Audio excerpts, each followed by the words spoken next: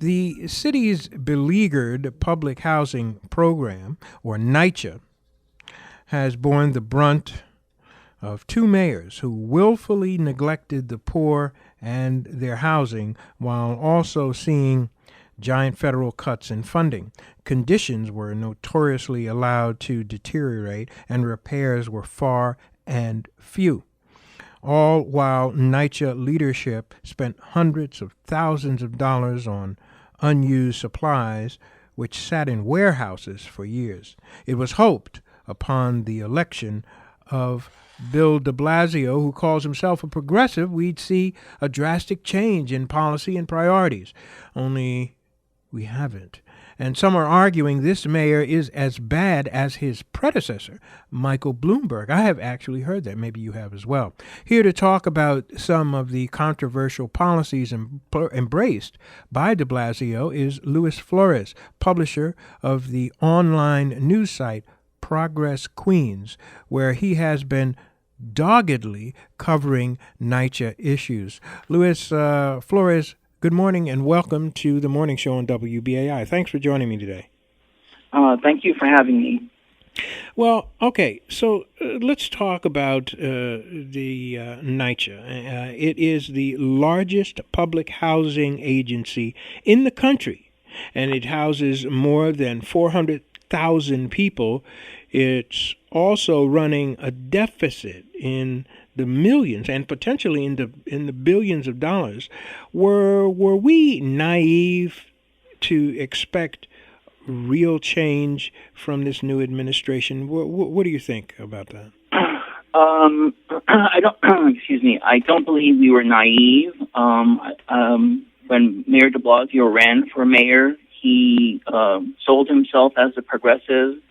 The expectation that he sold everybody was that we were going to put an end to the Bloomberg era of New York City government. We were going to expect change, and Mayor de Blasio kept re-emphasizing the word progressive. And, you know, the progressive era of the United States a century ago gave us this expectation that we would use the gains in the economy to help the people who are in most need.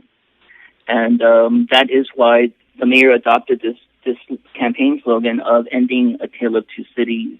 So I don't believe we were naive. He sold us on this expectation, and we trusted him that he would keep true to his word.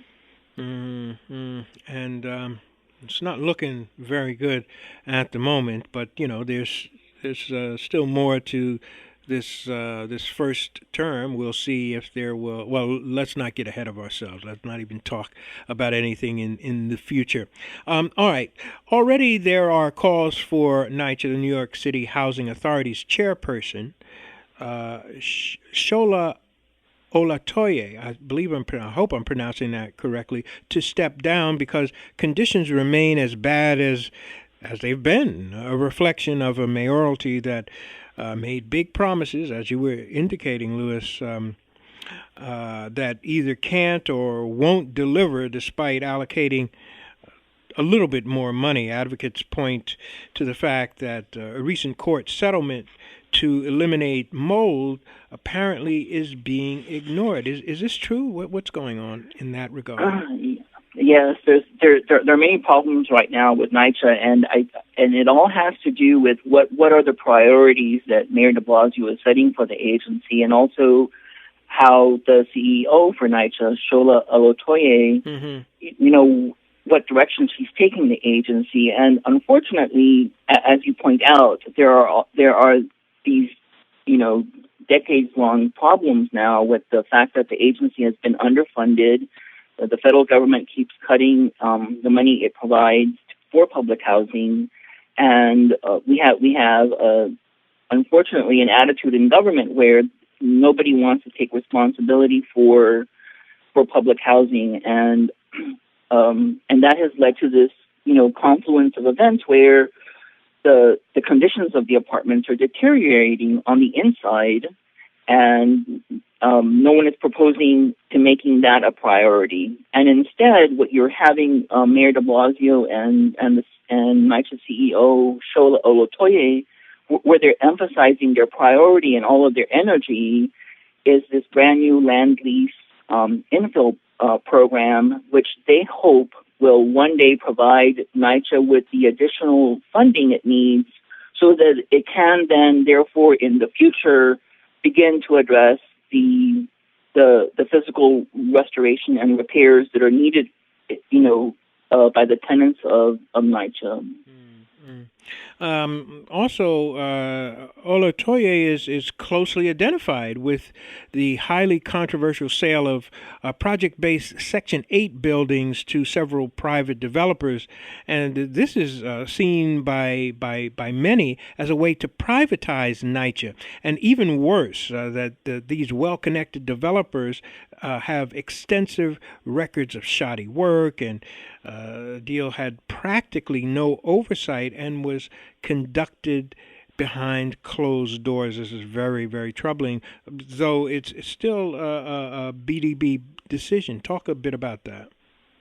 Sure. In December 2014, NYCHA closed on a controversial sale transaction of 8 Section 8 buildings. I believe it was a portfolio of 8 buildings. These buildings were sold to a consortium of real estate developers, some of whom have close ties to the de Blasio administration. And all this entire transaction was transacted in secret. It wasn't disclosed to the public until after the deal was done, which created a lot of controversy in City Council because ostensibly City Council has oversight over New York City government.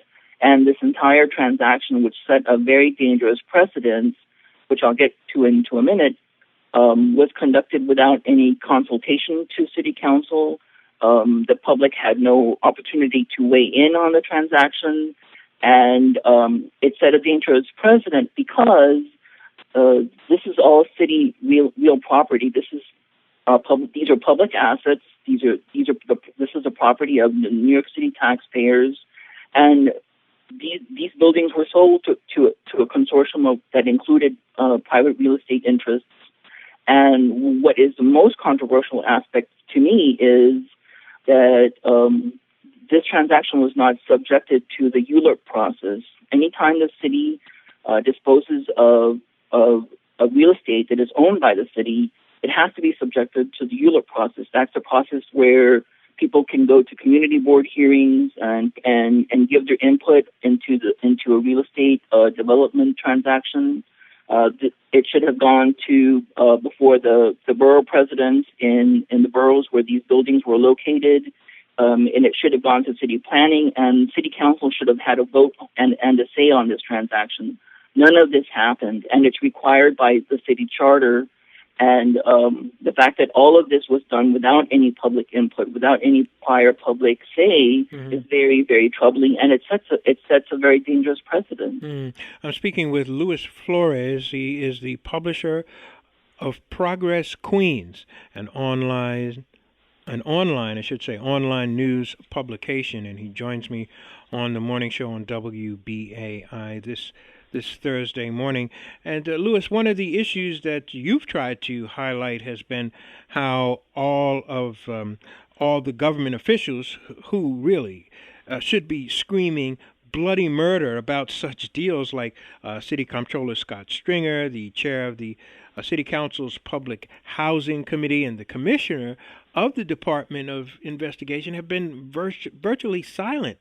What's going on here? I mean, there's an impression that the city lacks regulatory oversight when it comes to large real estate transactions, involving city real estate property. What is happening here? Well, unfortunately, it looks like this is another example where powerful real estate developers, very influential people who make very large campaign contributions, get to basically run over the voters and get to run over democracy, and in order to get what they want, which is, in terms of NYCHA, you're looking at because of all these buildings having been allowed to deteriorate, these are distressed real estate properties, meaning their value is not as high as it should be. Mm-hmm. And when you're talking about very wealthy real estate developers, they look for properties that can be bought low and either flipped or improved, so that they can make money on the appreciation of the value of the real estate, and or on the rent that they can try to extract out of these buildings. And this is just another example of the profit motive, where real estate developers are preying on public assets.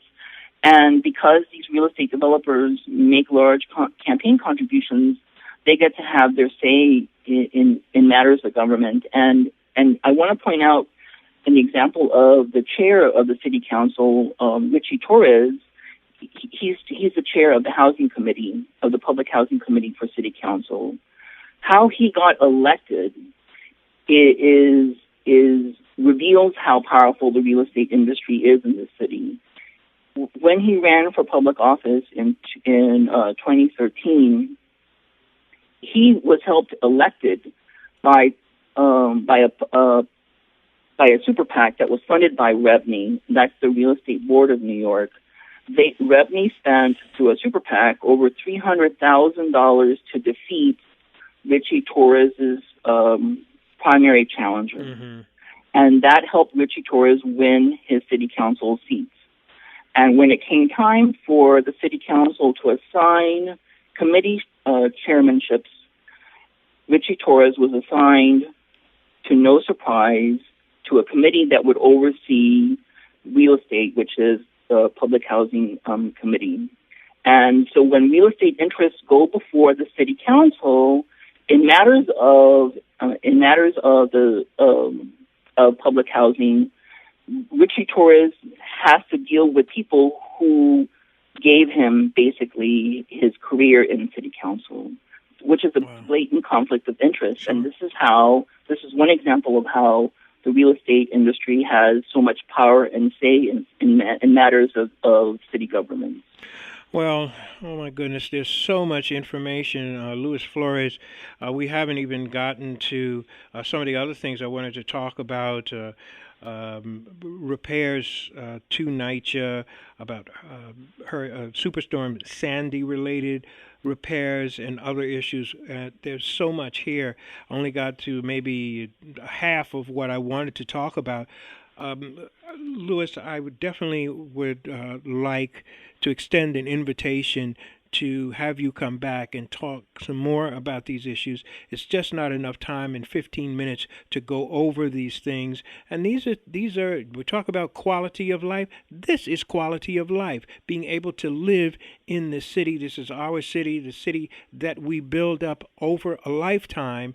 And the people that live in NYCHA houses and housing are a part of that. So I would like to get a commitment from you to, at some point in the future, not too long hence, to have you rejoin us on the morning show to talk about some of these issues some more. Yes, certainly. Yes, anytime.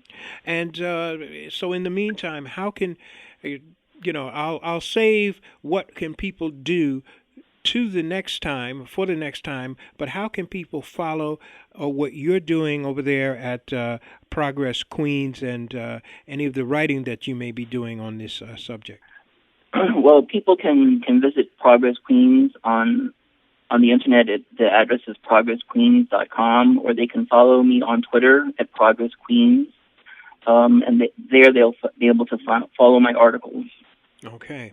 All right. Luis Flores, thank you again for joining me on the morning show here on WBAI. Thank you so much. Thank you. All right. Luis Flores, publisher of Progress Queens.